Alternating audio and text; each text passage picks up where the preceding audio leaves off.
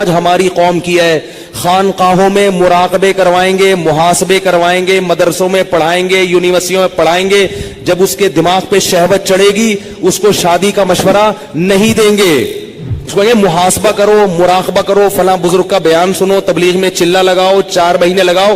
خدا کی قسم لا الہ الا اللہ، یہ وہ سوچ ہے جو قوم لوط کی سوچ تھی، یہ مسلمانوں کی سوچ نہیں ہو سکتی۔ حرام شہوت سے بچنے کا راستہ اللہ نے شادی میں رکھا ہے، محاسبوں مراقبوں میں نہیں رکھا۔ اتنا میں معاشرے کے خلاف اس چیز میں لڑ کے خود تھک گیا ہوں کہ میں کبھی سوچتا ہوں یا تو میں پاگل ہو گیا ہوں یا یہ سارے لوگ پاگل ہو گئے۔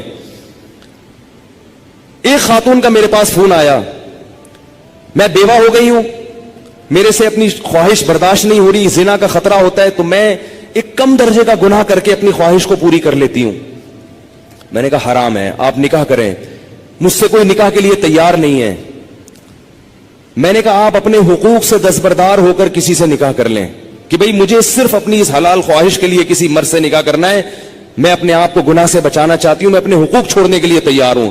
میں نے کہا کر لے گا نکاح، کیونکہ اللہ نے عورت کی خواہش کے لیے مرد کو بنایا اور مرد کے لیے عورت کو، اس کے علاوہ کوئی راستہ اسلام میں حلال نہیں ہے۔ اور اس مرد سے بھی قیامت کے دن سوال ہوگا جو اتنی بیوہ اور اس جیسی لاکھوں عورتیں بیٹھی ہوئی ہیں، حرام طریقے سے خواہشات پوری کر رہی ہیں، اور جب اس کمبخت سے کہا جاتا ہے کہ تو نکاح کر لے تو کہتے ہیں مجھ میں نکاح کی طاقت نہیں ہے، جبکہ انٹرنیٹ پر روزانہ ننگی فلمیں دیکھ رہا ہوگا، اتنی شہوت ہے، روزانہ اور طریقوں سے اپنی حرام خواہشات پوری کر رہا ہوگا، اور بڑے بڑے قوم میں کارنامے سر انجام دے رہا ہوگا جن کے لیے اچھا خاصا حوصلہ چاہیے۔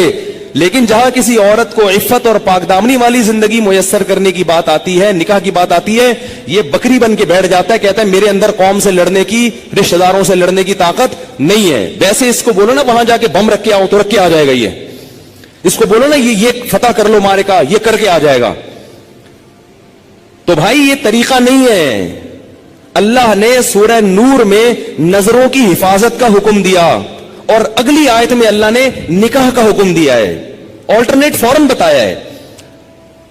تو اللہ نے صرف اور صرف مرد عورت کو ایک دوسرے کے لیے پیدا کیا ہے، اور ہن لباس لکم وانتم لباس لہن، فرمایا عورت تمہارے عیب پہ پردہ ڈالے گی اور تم اس کے عیب پہ۔ شہوت اللہ نے دونوں میں رکھی ہے۔ جو یہ کہتا ہے نا نہیں ہے، خدا کی قسم جھوٹ بولتا ہے، وہ جھوٹ بولتا ہے۔ وہ کوئی کہتا ہے وہ اتنی نیک عورت ہے اس میں شہوت نہیں ہے، خدا کی قسم جھوٹ بول رہا ہے۔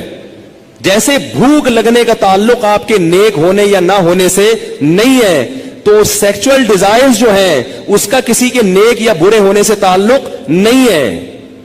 اتنی یہ کامن سینس کی بات ہے، یہ سمجھ میں نہیں آ رہی بھائی، اتنی کامن سینس کی باتیں ہیں، اس میں کون سی میں ایسی باتیں کر رہا ہوں جو سمجھ میں نہ آئے، اس پہ میرے اوپر الزام لگتے ہیں، پتہ نہیں کیا سکھا رہے ہیں لوگوں کو۔ تو یہ جو الٹے کام آج کل ہو رہے ہیں نا، لڑکیاں بھی کر رہی ہیں، یونیورسٹیاں جانے والی لڑکیاں، کالج جانے والی لڑکیاں، میرے پاس فون آتے ہیں ہم یہ کر رہے ہیں، ہم یہ کر رہے ہیں۔ میں کہتا ہوں کیوں بھائی؟ کہہ رہے ہمارے اندر جزائز پیدا ہوتی ہے، ہم کیا کریں مفتی صاحب، رشتے ہی نہیں آتے۔ اور لڑکا بھی کر رہا ہے، ان سے بولو کہ بھائی تم شادی کیوں نہیں کرتے؟ پیسے ہی نہیں ہے، کیسے کر لیں شادی؟ پیسے ہی نہیں ہے۔ گرل فرینڈ کے لیے پیسے کہاں سے آ جاتے ہیں بھائی تمہارے پاس؟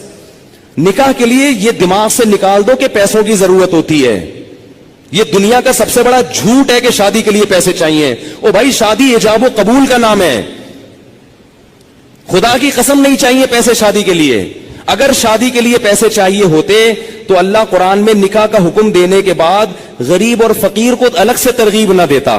اللہ کہتے اگر فقیر ہونا تو اللہ دے دے گا پیسے، کر لو شادی۔ اگر نکاح میں پیسوں کی شرط ہوتی کہیں بھی کسی بھی درجے میں تو اللہ کیا کہتے جن لوگوں کے پاس پیسے نہیں ہیں وہ صبر کریں۔ اللہ نے تو نہیں کہا۔ اب آپ کہیں گے جب پیسے نہیں ہے تو کیسے شادی ہوگی؟